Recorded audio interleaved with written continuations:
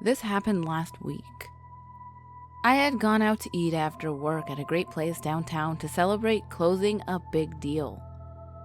I had just sat down in the booth and was looking at the menu when she came up to me. "Hello there." The voice seemed to come out of nowhere. "Welcome to Carmen's. My name is Teresa. What can I get for you today?" I looked up from the menu and was met with a pleasant sight. The girl was, to put it mildly, quite attractive. Perhaps I was just imagining it, but I could have sworn I detected a faint blush appear on her cheeks when she looked at me. If I was right, I couldn't help finding it endearing. "Yes, I'll have the chicken marsala and a side of mashed red skin potatoes," I said almost without thinking. I was a bit preoccupied by taking in her appearance. About 5'2" with an athletic body, she was dressed in what I could call casually classy clothes. A white blouse, expensive black jeans, and purple high-top sneakers. Her long blonde hair was lightly curled, but what really got my attention was her eyes. They were the most stunning blue I had ever seen. In fact, I don't think blue adequately describes them. At the moment, she was efficiently scribbling down my order. I'm not sure if she noticed, but she let out a barely audible giggle. "You got it. I'll put that right in for you." She gave a warm smile as she walked away. Right about then is when I got that feeling. You know the one I mean. I tried to ignore it, but has that ever worked for anyone? I hadn't been in a steady relationship or anything like that for quite a while. My last relationship ended a bit badly, so I wasn't exactly keen on trying to date again. Yet somehow, there was something inherently appealing about this girl. Before I knew it, she had bustled back to the table with some water for me.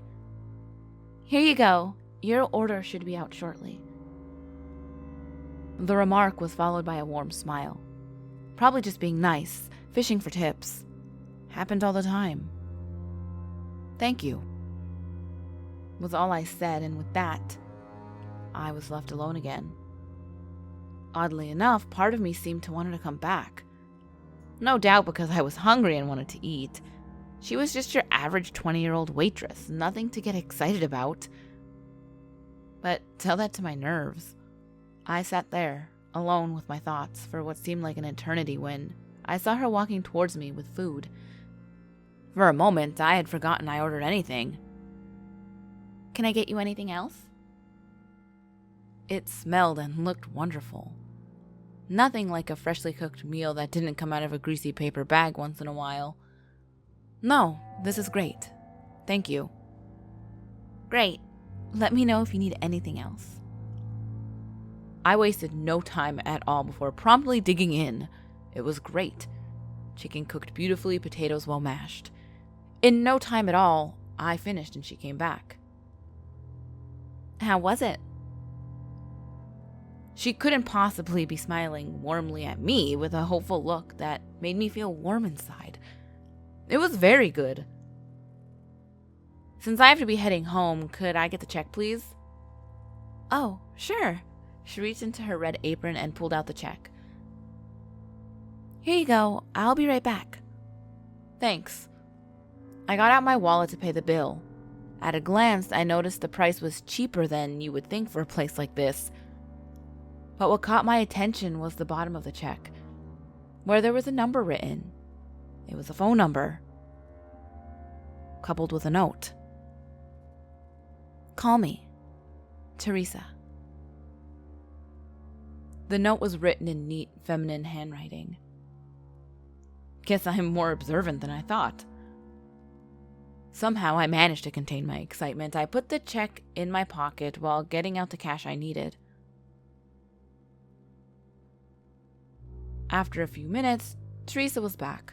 Her smile was perfectly in place, but underneath it was something else. Dare I call it nerves? "Here you are. No change." I said while extending her the money.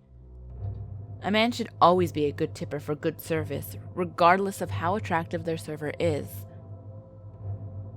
Oh, thank you so much, came the earnest reply. No, thank you. I'll give you a shout out soon. I felt a smile unfold its way across my face, and I saw her flush at this. Alex, by the way, I added while extending my hand to her. She responded in kind. Her hand felt soft and warm in my grasp. Nice to officially meet you, and you know, I'm Teresa, she added in a slightly breathless tone. Of course. Now, I'd love to stay, but I have to head out now. But you'll hear from me soon. Good, she said quietly, and with that, I left. For the rest of the night, I felt slightly victorious. It had been quite a long time since I had actually been interested in a girl. Don't get me wrong, I wasn't blind to attractive women and all that good stuff, but ever since my last relationship, if you could stand to call it that, I'd been avoiding the whole dating thing. But this girl just seemed so open and warm. Anyone could act nice, but when someone was genuinely interested in you, you could feel it. That feeling you got was undeniable. Her number was practically burning a hole in my pocket. I admonished myself from getting overexcited, but you can imagine how much that worked. Tomorrow night, that's when I'll do it. I felt a slight sense of adrenaline every time I saw the note sitting on my coffee table. Finally, it was the following night. After I added her to my contacts, I sent a greeting text. Hey, it's Alex, or as you know me, the hottest customer you've ever seen. I turned on the TV and tried not to feel nervous as I waited for a reply. Of course, I would find myself glancing at my phone periodically. By periodically, I mean every 30 seconds. About 10 minutes later, I heard the telltale buzz of an incoming message. I opened it to see the name Teresa. A slightly exhilarated rush took over me as I opened it. Hi there. It's the hottest waitress you've ever seen. What's going on? The text came with a smiley emoticon. It matched the one on my face. You got me there. I'm just here in my underground cave, waiting for an attractive young lady such as yourself to entertain me with your presence. And you? Her response came pretty quickly. How sophisticated of you. I was just working on an essay for class. I can't go on waiting tables forever, even if it means flirting with hot guys such as yourself for tips. I know. I stopped trying to flirt for money ever since that incident with that married woman when I worked at Pizza Hut in college. What are you studying? Damn, that does happen. Psychology. I want to go into counseling. What do you do for work? Advertising, so I can really use some counseling myself. Or isn't there some law against seducing patients? I think that's only for paying clients, so I think we're good. Advertising, huh? That's pretty cool. Yeah, I'm practically Batman. I aim to please. So what do you do when you aren't psychoanalyzing people or waiting on people? I love to sit at home and watch bad movies. You know, the kind that are so bad you find thrilling but never admit it to others that you like them? I didn't know what she meant. My personal favorite bad movie was Fright Night from the 80s. At this point, I was pleasantly surprised to see the conversation going smoothly. Too many people couldn't hold a conversation to save their life. Yeah, I do. Well, we can always watch a movie at my place, and this time, I can bring you food. I'm sure I'd be a better server anyway. Lies. You can never outserve me, but challenge accepted. Victory was mine. Okay, this Friday, 8 o'clock. I'll pick you up. Wonderful. I'll see you then. In the meantime, I have to go to bed. Good night, Batman. Good night, Dr. Teresa. I felt proud that I did something I had not done in a long time. With that, I settled down for the night and celebrated by watching Goodfellas, One of the greatest movies ever. It was not too long after that I went to bed myself. Waking up at the usual time, I went through the routine with a spring in my step. The rest of the days of the week seemed to simultaneously drag and fly by. I found reasons to text Teresa, and she always replied relatively quickly. Whenever my phone lit up from a text from her, I always enjoyed seeing the name there.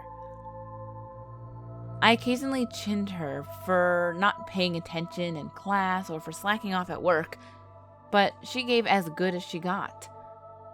She actually made me laugh when she cracked a joke about how I belonged in an episode of Mad Men because I worked in advertising. Finally, the day came when it was time for us to hang out at my place. When it was about 2 p.m., I texted her asking when I should pick her up at school as we decided.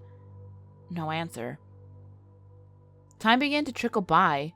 Every moment felt drawn out, yet the clock showed that the day was passing quicker than it had before. No answer. This was odd. I sent another message a while after asking if everything was okay. Nothing. As more time went on, I began to get uneasy. While I certainly didn't sit around my office, then at my apartment waiting for her to respond, I did keep close watch on my phone. Every time I got a text message, I found myself hoping it was her, only to be disappointed every time. When the time came and then went for us to spend time together, it was a bitter pill to swallow. Unbelievable. I couldn't believe I let myself get excited and hopeful for nothing. Why was I surprised? It was my own fault. I should have known better. She was just using me for a good tip. I spent the rest of the night simmering with anger, with a healthy side of hurt to go with it. But it was mostly just anger. Eventually, I went to bed to get the shitty day behind me. At 4 a.m., I found myself woken up by the phone ringing. Inconsiderate asshole. Yet somehow in my sleep-numbed state, I managed to see who was calling. It was her. Now I was really pissed. Hello? I spat into my phone. I was half expecting a tearful answer as to why she just dropped me, or perhaps a plea to come bail her out of jail.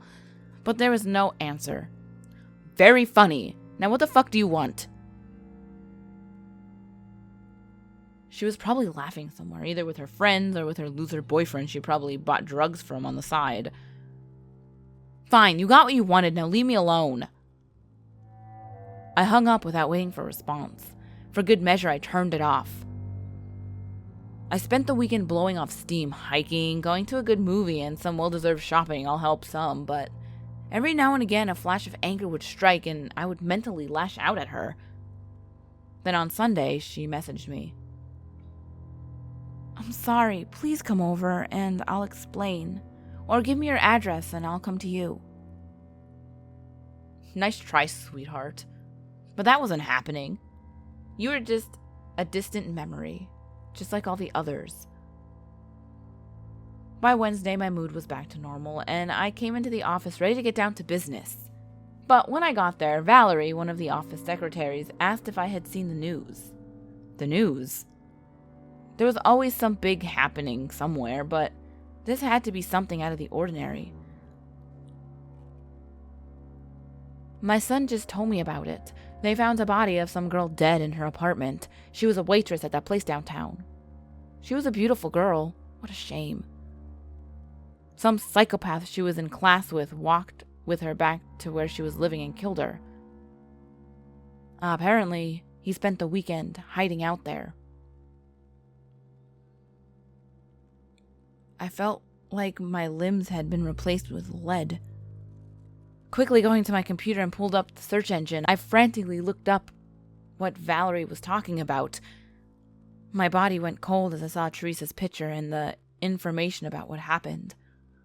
The guy had gone back to her place to get a book she had borrowed, and when they were alone, he killed her. A neighbor in the next apartment knew her schedule, and when she didn't show up for work or class, she called the police. They found the guy inside the apartment like nothing had happened. So sick. But what absolutely terrified me was the date of the death. The coroner estimated that she'd been killed Friday morning, meaning that someone other than her had called me and wanted to come see me.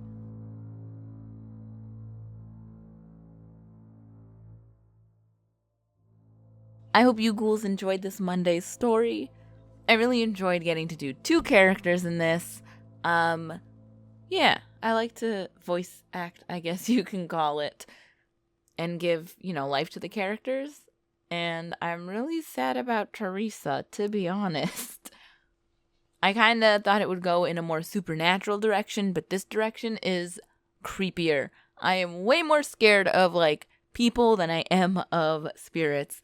So, yes, creepy indeed. Let me know, did you guys see this coming? Did you think something else was going to happen? Let me know in the comments below. And as always, the last video will be on the top left, the next video will be on the bottom left. All my social medias are on the screen, as well as in the description box below. And remember, there's always someone or something watching you.